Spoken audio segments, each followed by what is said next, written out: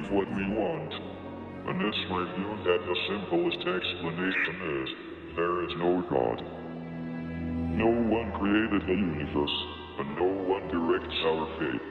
Pernyataan kontroversial ini merupakan sebuah pernyataan yang disampaikan oleh seseorang yang memiliki penyakit langka, sklerosis lateral amyotroph, yang membuat tubuhnya lumpuh selama berpuluh-puluh tahun. Dia mengatakan dalam bukunya, The Grand Design, bahwa fenomena seperti gravitasi dapat memungkinkan alam semesta tercipta secara spontan tanpa memerlukan campur tangan Tuhan. Sangat kontroversial. Jika kita melihat keterbatasan fisiknya, mungkin kita tidak akan menyangka bahwa dia adalah orang pertama yang memaparkan teori kosmologi yang dijelaskan dengan menggabungkan teori relativitas umum dan mekanika kuantum. Teori kuantum digunakan untuk menggambarkan hal-hal kecil yang tak terlihat, seperti atom dan partikel komponennya. Sementara relativitas umum digunakan untuk menggambarkan materi pada skala kosmik bintang dan galaksi. Jika kita melihat dia, kita tidak akan percaya bahwa dia adalah salah satu orang paling jenius yang pernah ada. Dia adalah Stephen Hawking. Stephen William Hawking lahir pada 8 Januari 1942 di Oxford. Orang tua Hawking tinggal di North London dan pindah ke Oxford ketika ibu Hawking sedang mengandung dirinya untuk mencari tempat yang lebih aman. Ayahnya, Dr. Frank Hawking, adalah seorang kepala divisi parasitologi di National Institute for Medical Research pada tahun 1950. Hawking kecil mengenyam pendidikan di Byron House School di Highgate, London. Tetapi metode pembelajaran yang progresif membuatnya gagal belajar saat sekolah dasar. Bahkan ia baru bisa membaca di usianya yang memasuki 8 tahun. Keluarga Hawking merupakan keluarga yang sangat mengutamakan pendidikan. Bapak Hawking menginginkan dia untuk belajar di Westminster School. Tetapi Hawking jatuh sakit pada umur 13 tahun tepat pada ujian beasiswanya. Padahal keluarganya tidak mampu untuk membiayai pendidikannya tanpa bantuan beasiswa. Oleh karena itu, Stephen Hawking tetap bertahan di St. Albans. Tetapi hal ini juga memberikan dampak yang baik untuk masa kecil Stephen Hawking, karena dia dapat memiliki banyak teman dekat dan mereka sering bermain papan, membuat kembang api, rekayasa pesawat dan juga kapal. Meskipun dia mendapatkan julukan Einstein di sekolahnya karena jago matematika, Hawking ternyata tidak mendapat nilai yang bagus di mata pelajaran lainnya. Tetapi sering dengan waktu berjalan, ia mulai menunjukkan kegemarannya terhadap mata pelajaran ilmu pengetahuan yang terinspirasi oleh gurunya yang bernama Dick Tahta, dan kemudian memutuskan belajar matematika di universitas. Tetapi ayahnya menyarankan Hawking untuk mengambil jurusan kedokteran karena tidak banyak lapangan pekerjaan untuk sarjana matematika. Meskipun demikian, ia tetap melanjutkan pendidikannya di bidang fisika dan kimia, karena pada waktu itu belum ada jurusan matematika di University of Oxford. Pada bulan Oktober 1959 di usia 17 tahun, Hawking mengawali kuliah di University College, Oxford. Selama 18 bulan pertama di perkuliahan, Hawking merasa bosan dan kesepian karena ia menganggap tugas kuliahnya terlalu mudah. Robert Berman, guru fisika Hawking, juga mengemukakan bahwa Stephen Hawking dapat melakukan sesuatu tanpa mempelajari bagaimana orang lain menggunakannya. Hawking juga dikenal sebagai pribadi yang populer, ceria, dan seorang pecinta musik klasik. Selain itu, Hawking pada tahun kedua dan ketiganya di perkuliahan mulai membaur dengan teman-temannya setelah dia masuk dengan klub perahu University College Boat Club dan berperan sebagai penyetir dalam tim dayung perahu.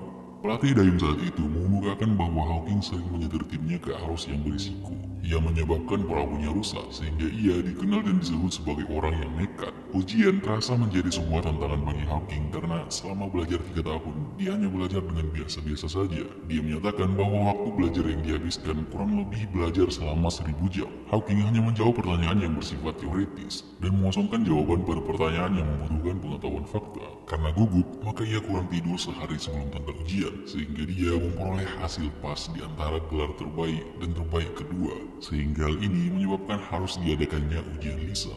Pada saat ujian lisan, Hawking mengatakan bahwa jika dia menjadi terbaik, maka dia akan melanjutkan pendidikannya di Cambridge. Tetapi jika ia terbaik kedua, maka ia akan melanjutkan pendidikannya di Oxford. Hal inilah yang membuat para pengajar sadar bahwa mereka sedang berbicara dengan orang yang lebih pintar dari mereka sendiri. Setelah menerima gelar BA di Oxford pada 1962, ia melanjutkan studinya di University of Cambridge. Dia bergabung dengan Trinity Hall College dan memulai penelitiannya dalam bidang kosmologi teoritis dan fisika teoritis yang lebih sesuai dengan minat dan bakatnya. Segera setelah tiba di Cambridge, di umurnya yang masih 21 tahun, tepatnya pada tahun 1963, gejala sklerosis lateral amyotrophic yang akan membuatnya kehilangan hampir seluruh kendali neuromuskularnya mulai muncul. Kondisi kesehatannya semakin memburuk selama beberapa tahun berikutnya.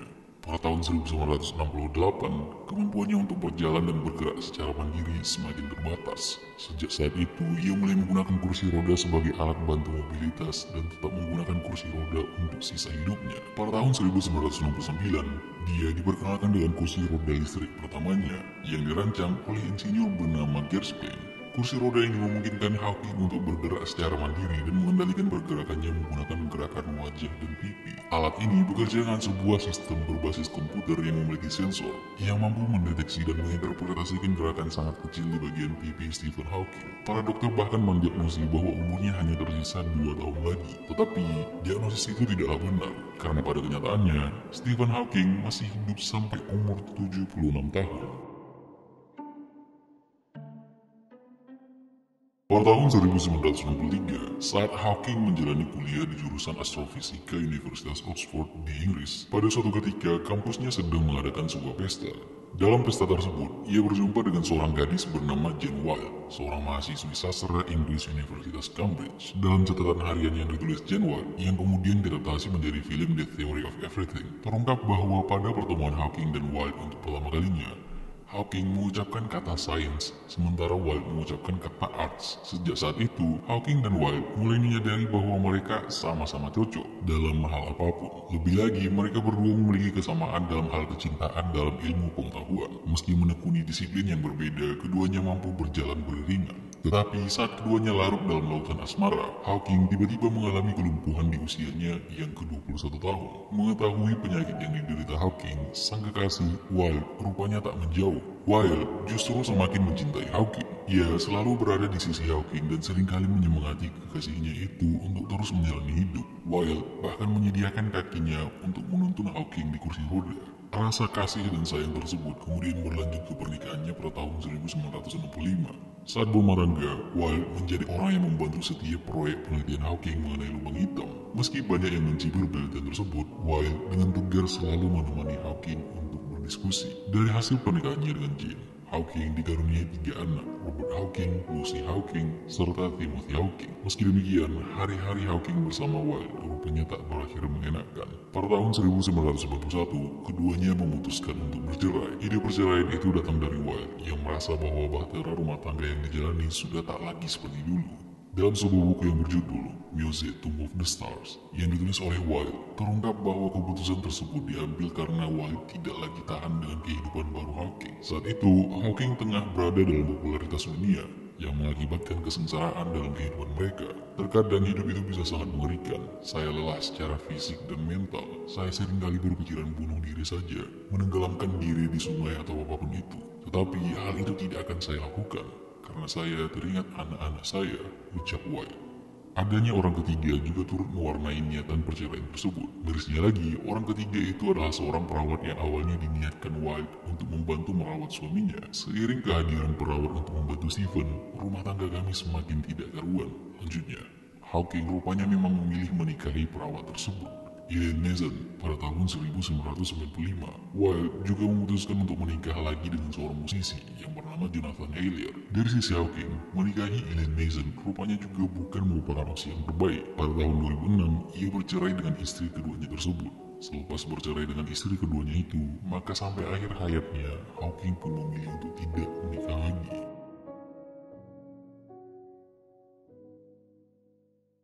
Dalam perjalanan karirnya, Hawking memperoleh banyak penghargaan seperti medali Copley pada tahun 2006 dari Royal Society, yang merupakan penghargaan tertua dan paling bergengsi di dunia ilmiah. Esainya yang berjudul Black Holes atau Lubang Hitam juga mendapatkan penghargaan Gravity Research Foundation Award pada tahun 1971 karena kontribusi penting dalam pemahaman lubang hitam. Dan ia juga berhasil menerbitkan buku pertamanya yang berjudul The Large Scale Structure of Spacetime, yang ditulis bersama dengan George Ellis dan diterbitkan pada tahun 1973. Namun sejak tahun 1973, Hawking mulai beralih dari studi sebelumnya tentang kosmologi ke studi yang lain yang lebih mendalam tentang gravitasi kuantum dan mekanika kuantum. Perubahan fokus ini dipengaruhi oleh kunjungannya ke Moskow, di mana ia berdiskusi dengan 2 fisikawan terkemuka, yaitu Yakov Borisovich Sheldovich dan Alexei Starobinsky. Karya kedua ilmuwan ini menunjukkan bahwa menurut prinsip ketidakpastian, lubang hitam yang berotasi mengeluarkan partikel. Hawking segera mengetahui bahwa kalkulasinya menghasilkan temuan yang bertentangan dengan hukum keduanya. Lubang hitam tidak dapat menyusut dan mendukung pandangan Bekenstein tentang entropi lubang hitam. Hasil penelitiannya yang dipresentasikan pada tahun 1974 menunjukkan bahwa lubang hitam memancarkan radiasi yang sekarang dikenal sebagai radiasi Hawking. Radiasi ini akan berlanjut hingga lubang hitam kehabisan energi dan menguap.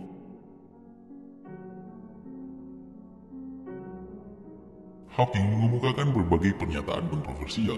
Ia mengemukakan pada bukunya A Brief History of Time yang masuk sebagai buku paling diminati di waktu itu yang penjualannya sampai 10 juta eksemplar, bahwa dunia bisa ada tanpa campur tangan Tuhan. Hawking menyebutkan bahwa alam semesta diciptakan dengan sendirinya karena ada hukum alam seperti gravitasi.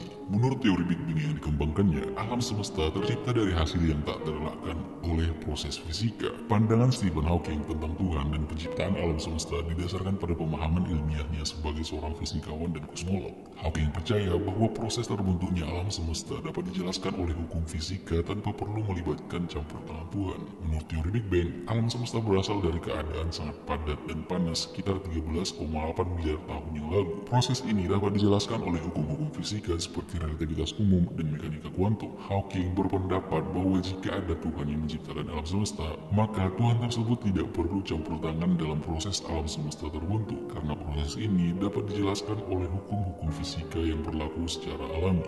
Hawking juga berpendapat bahwa mempercayai adanya Tuhan yang menciptakan alam semesta secara khusus hanya akan memperkenalkan pertanyaan yang lebih lanjut tentang asal-usul Tuhan itu sendiri, sehingga hal itu menurutnya dapat dianggap sia-sia atau tidak diperlukan. Oleh karena itu, menurutnya lebih masuk akal untuk mencari penjelasan ilmiah tentang asal-usul alam semesta berdasarkan bukti dan observasi yang ada. Alam semesta tercipta secara spontan. Dalam karyanya bersama Penrose, Hawking mengembangkan teorema singularitas yang menyatakan bahwa alam semesta yang mematuhi teori relativitas umum dan sesuai dengan model kosmologi fisik Alexander Friedman pasti dimulai dari singularitas yang seringkali disebut dengan Big Bang. Ini berarti bahwa alam semesta memiliki awal yang tegas dan dimulai dari titik kepadatan dan energi yang tak terhingga. Hasil ini memberikan dukungan kuat bagi teori Big Bang tentang asal-usul alam semesta. Teori Big Bang menyatakan bahwa alam semesta dimulai dari titik awal yang padat dan panas sekitar 13,8 miliar tahun yang lalu dan terus berkembang dan muncul dalam bentuk yang kita kenal sekarang. Pandangan Hawking ini mencerminkan pandangan seorang ilmuwan yang mencari pemahaman tentang alam semesta berdasarkan bukti ilmiah dan metode ilmiah, dan bukan dari sudut pandang agama atau keyakinan pribadi. Walaupun pandangan Hawking tentang Tuhan dan penciptaan alam semesta kontroversial, pandangan tersebut merupakan bagian dari dialog ilmiah yang terus berkembang dalam mencari pemahaman tentang alam semesta dan asal-usulnya. Hawking mengambil posisi agnostik dalam masalah agama. Ia telah menggunakan kata Tuhan secara metaforis untuk menggambarkan poin dalam buku-buku atau pidatonya. Mantan istrinya, Jane, menyatakan saat proses perceraian bahwa Hawking adalah seorang ateis. Hawking menyatakan bahwa ia tidak religius secara akal sehat, dan ia percaya bahwa alam semesta diatur oleh hukum ilmu pengetahuan. Hukum tersebut mungkin dibuat oleh Tuhan, tetapi Tuhan tidak melakukan intervensi untuk melanggar hukum. Hawking membandingkan agama dan ilmu pengetahuan pada tahun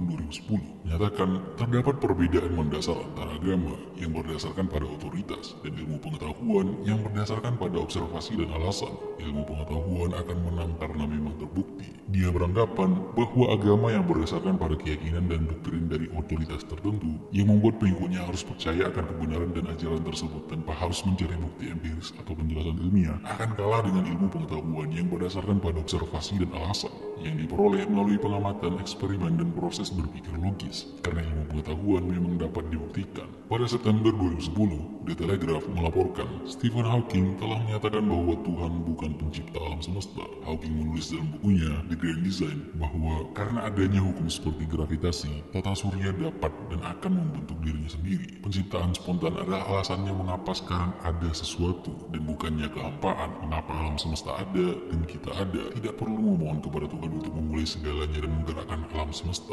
Sebelum kita paham ilmu pengetahuan, wajar saja kita percaya bahwa Tuhan menciptakan alam semesta. Namun, sains kini memiliki penjelasan yang lebih meyakinkan. Ketika saya mengatakan kita akan mengetahui isi pikiran Tuhan, maksud saya adalah kita akan tahu semua hal yang diketahui Tuhan. Itu pun seandainya ada Tuhan, dan memang tidak ada. Saya seorang ateis. Itulah perkataan Stephen Hawking. Penting untuk diingat bahwa pandangan Hawking tentang agama dan ilmu pengetahuan adalah pandangannya sebagai seorang ilmuwan, dan pandangan ini mencerminkan pendekatan ilmiah yang didasarkan pada metode dan bukti empiris. Perlu diingat bahwa sementara ilmu pengetahuan dapat memberikan pemahaman tentang fenomena alam dan dunia fisik, agama dapat memberikan makna dan nilai-nilai spiritual bagi banyak orang. Pendekatan ini mencerminkan perbedaan mendasar antara dua bidang tersebut dan mengakui peran masing-masing dalam memahami dunia dan kehidupan manusia. Pada tahun 2006, Hawking mengekspresikan keprihatinannya tentang berbagai masalah global yang mengancam keberlangsungan hidup manusia, termasuk masalah politik, sosial, dan lingkungan. Dia menyadari bahwa umat manusia menghadapi risiko seperti perang nuklir, penyebaran virus rekayasa genetik, dan pemanasan global yang dapat berdampak buruk pada kehidupan di bumi. Di dunia yang mengalami kekacauan politik, sosial, dan lingkungan, bagaimana cara umat manusia bertahan hidup sampai 100 tahun berikutnya? Ia kemudian mengklarifikasi pada tulisannya berikutnya, "Saya tidak tahu jawabannya. Itu sebabnya saya bertanya supaya masyarakat memikirkan hal ini dan sadar akan bahaya yang kita hadapi saat ini." Hawking percaya bahwa eksplorasi antariksa dan kolonisasi planet lain adalah solusi yang penting bagi masa depan manusia. Dia berpendapat bahwa dengan mendirikan koloni di beberapa planet lain, umat manusia dapat menghindari risiko bencana berskala planet di bumi. Kolonisasi antariksa dapat menjadi jalan keluar yang memungkinkan manusia untuk mengatasi keterbatasan sumber daya dan lingkungan yang ada di bumi.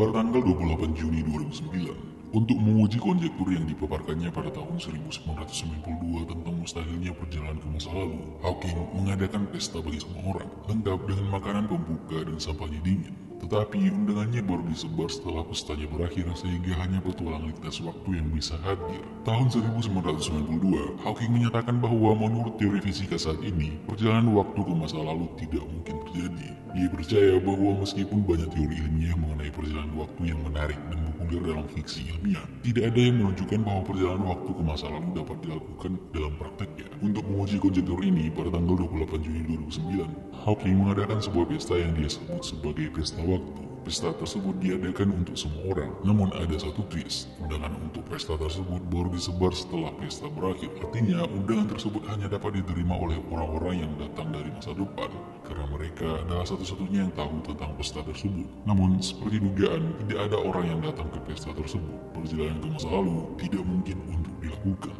Stephen Hawking memang dikenal sebagai seorang ilmuwan yang skeptis terhadap keberadaan Tuhan atau entitas supernatural. Dia adalah seorang ateis, yang berarti bahwa dia tidak percaya pada Tuhan atau keberadaan entitas agama lainnya. Namun, dalam beberapa kesempatan, Hawking menyatakan pandangan terbuka tentang kemungkinan keberadaan kehidupan di luar bumi, termasuk alien. Hawking berpendapat bahwa dalam alam semesta yang begitu luas, sangat mungkin ada bentuk kehidupan lain di luar planet kita. Hawking meyakini bahwa kehidupan ekstraterestrial memang ada, dan ia menggunakan basis matematis untuk asumsinya. Menurut otak matematisku, angka menunjukkan bahwa keberadaan alien sangatlah rasional. Tantangan terbesar adalah memperkirakan seperti apakah alien itu. Ia meyakini bahwa alien tidak hanya ada di planet-planet, tetapi juga mungkin di tempat lain, seperti bintang atau mengapung di luar angkasa. Hawking juga memperingati bahwa beberapa spesies alien mungkin memiliki peradaban yang lebih maju dan dapat mengancam bumi. Hubungan dengan spesies seperti itu dapat membahayakan seluruh umat manusia. Hawking sering menyarankan dan memperingatkan untuk menghindari kontak dengan alien. Ia memperingatkan bahwa alien mungkin saja menguras sumber daya di bumi. Pada tahun 2010, ia mengatakan, apabila alien berkunjung ke sini, dampaknya kurang lebih sama seperti ketika Columbus mendarat di benua Amerika, yang malah merugikan penduduk pribuminya. Di sisi lain, Hawking mengingatkan bahwa kecerdasan buatan sangat penting dalam menentukan nasib umat manusia. Dia menyatakan, potensi manfaatnya sangat besar. Penciptaan kecerdasan buatan akan menjadi peristiwa terpenting dalam sejarah manusia dan mungkin yang terakhir, kecuali kita belajar menghindari risikonya. Bahkan Hawking juga mengatakan bahwa dalam jangka panjang, perkembangan AI yang cepat dan cerdas dapat menggantikan pekerjaan manusia dalam beberapa sektor yang dapat menyebabkan pengangguran dan ketimpangan sosial. Saat peluncuran Artificial Intelligence Center di Cambridge University, Hawking mengungkapkan kekhawatirannya bahwa teknologi AI sama seperti pisau bermata dua. AI bisa menjadi pedoman terbaik, tetapi sekaligus bisa menjadi mimpi buruk manusia. Hawking memprediksi akan ada masa di mana kecerdasan buatan akan mencapai titik di mana teknologi ini lebih efektif ketimbang manusia. Hal ini akan membuat manusia menjadi tidak berguna lagi. Dia berkata, yang saya takutkan adalah AI akan menggantikan manusia seluruhnya. Jika manusia dapat merancang sebuah virus komputer, AI akan merancangnya lebih baik agar dapat mereplikasi dirinya sendiri. Ini akan menjadi bentuk baru kehidupan mengungguli kehidupan manusia. Hawking mengkhawatirkan bahwa jika AI mengungguli manusia dan menjadi kekuatan yang mandiri, hal itu dapat membawa konsekuensi yang serius bagi manusia. Potensi AI yang memiliki kemampuan tingkat lanjut tanpa kontrol manusia bisa menyebabkan masalah sosial, ekonomi, dan etika yang kompleks. Hawking mengakui bahwa teknologi memiliki sejumlah manfaat bagi manusia, misalnya menyembuhkan penyakit hingga mengurangi kemiskinan. Namun, tanpa kehati-hatian, teknologi dapat mematikan. Ia memperingatkan umat manusia untuk mempersiapkan konsekuensi dari kecerdasan buatan. Para ahli dan pemangku kepentingan harus menyadari potensi bahaya dan menyelesaikannya sebelum menjadi tidak terkendali. Stephen Hawking khawatir terhadap konsekuensi dari menciptakan sesuatu yang dapat menandingi atau bahkan melampaui manusia. Dia berkata, manusia yang dibatasi oleh evolusi biologis yang lambat tidak dapat bersaing dan akan tergantikan. Pada tahun 2008, Hawking menganggap penelitian Higgs boson yang mengemukakan sebuah partikel yang dipercaya sebagai partikel Tuhan, yang dimana penemuan partikel tersebut dapat menjadi cikal bakal kehancuran alam semesta. Beberapa ilmuwan juga pernah mengungkapkan hipotesis kehancuran alam semesta akibat partikel Higgs boson ini. Namun, kejadian tersebut tak akan terjadi dalam waktu dekat. Hawking pernah menyatakan bahwa partikel tersebut tak akan pernah ada dan tak akan pernah ditemukan. Faktanya, partikel Higgs boson pernah ditemukan dalam penelitian yang dilakukan oleh CERN, sebuah badan penelitian nuklir Eropa. Bahkan, lucunya, Hawking telah kalah taruhan sebesar 100 US dollar atau sekitar 1,5 juta rupiah. Sosok Hawking memang merupakan sosok yang sangat kontroversial karena berbagai pandangan dan pendapatnya dan juga karena berbagai teorinya. Dia menjadi sosok yang sangat kontroversial karena dia menaruh perhatian yang besar terhadap alam semesta. Dia adalah orang yang berani melewati arus yang terjal. Sama seperti ketika dia menjadi pendayung di klub perahu di saat dia masih di universitas. Dia menjadi sosok yang sangat kontroversial karena dia menaruh perhatian yang besar terhadap alam semesta. Dan dia juga sangat mengkritisi berbagai perkembangan teknologi melalui pemikirannya. Berbagai pernyataan yang dilontarkan memang telah terbukti kebenarannya, dan bukan hanya sebatas asumsi belaka saja. Tetapi di balik itu, berbagai pandangan dan pernyataannya juga masih belum dapat diuji kebenarannya. Oleh karena itu, pada akhirnya, seiring dengan berkembangnya ilmu pengetahuan yang dimiliki manusia, maka semua pernyataan dan pendapat yang disampaikan Hawking ini akan sampai pada titik terangnya. 10 hari sebelum kematiannya, Stephen Hawking menyelesaikan jurnal terakhir yang memprediksi bagaimana akhir dari alam semesta. Ia memprediksi semesta akan meredup dalam kegelapan ketika bintang-bintang kehabisan energi. Makalah yang berjudul A Smooth Exit from Eternal Inflation juga disebut-sebut menjadi bukti teori multiverse. Teori multiverse sendiri adalah teori yang menganggap bahwa adanya kemungkinan berbagai semesta termasuk semesta yang dihuni oleh manusia. Hawking dikenal sebagai penulis matematika yang mencari bukti soal teori multiverse yang sudah dibahas sejak zaman Newton bersama Profesor Thomas Hertog dari Universitas Leuven, Belgia. Hawking juga mengajukan cara yang bisa dilakukan para ilmuwan untuk mungkin bisa menemukan semesta alternatif tersebut. Ia mengusulkan agar peneliti mengembangkan robot kapal ruang angkasa. Hal ini memungkinkan manusia untuk memperoleh pengertian yang lebih akurat terhadap alam semesta. Hawking meninggal di rumahnya di Cambridge pada pagi hari tanggal 14 Maret 2018. Keluarganya mengeluarkan sebuah pernyataan yang mengungkapkan kesedihan mereka. Keluarga Hawking tidak mengungkapkan penyebab kematiannya. Mereka menyatakan bahwa dia meninggal dengan damai.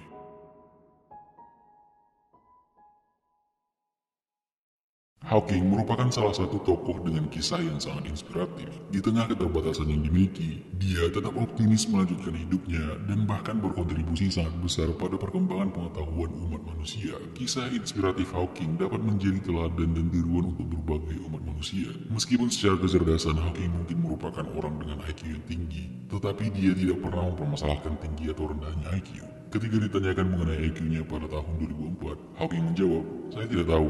Orang yang membanggakan IQ-nya adalah seorang pecundang."